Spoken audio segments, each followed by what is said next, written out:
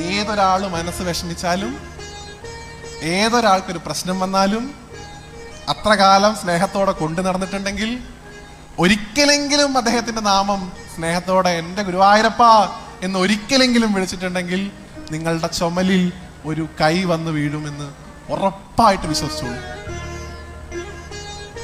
ഞാൻ ഗുരുവായൂരപ്പന്റെ നാമത്തിലാണ് നിങ്ങളോട് പറയുന്നത്.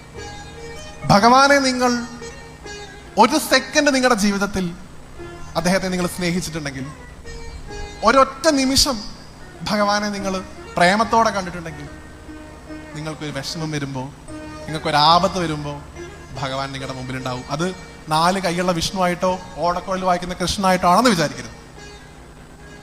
പല രൂപത്തിൽ, പല രീതിയിൽ, പല ചിന്തകളിൽ ഗുരുവായൂരപ്പൻ നിങ്ങളുടെ മനസ്സിലുണ്ടാവും. നേരത്തെ പറഞ്ഞല്ലോ, ഭഗവാൻ ധർമ്മച്യുതി വരുന്ന സമയത്ത് അവതാരങ്ങൾ എടുത്തുകൊണ്ടേയിരിക്കും. എവിടെയാ അവതാരങ്ങൾ എടുക്കണേ? ഹരിദ്വാറിലോ ബദ്രിയിലോ ഉംബർനാടോ അല്ല, നിങ്ങളുടെയൊക്കെ മനസ്സിലാണ് ഭഗവാൻ അവതരിക്കുന്നത്. ആ 2 കുഞ്ഞിക്കൈ നിങ്ങളുടെ തോളിൽ വന്ന് വീഴുന്നത് നിങ്ങൾ അനുഭവിച്ചറിയും. ഭഗവാനെ വിശ്വസിച്ച് നിങ്ങൾ ഭജിക്കുന്നെങ്കിൽ അതാണ് ഗുരുവായൂരപ്പന്റെ മഹത്വം.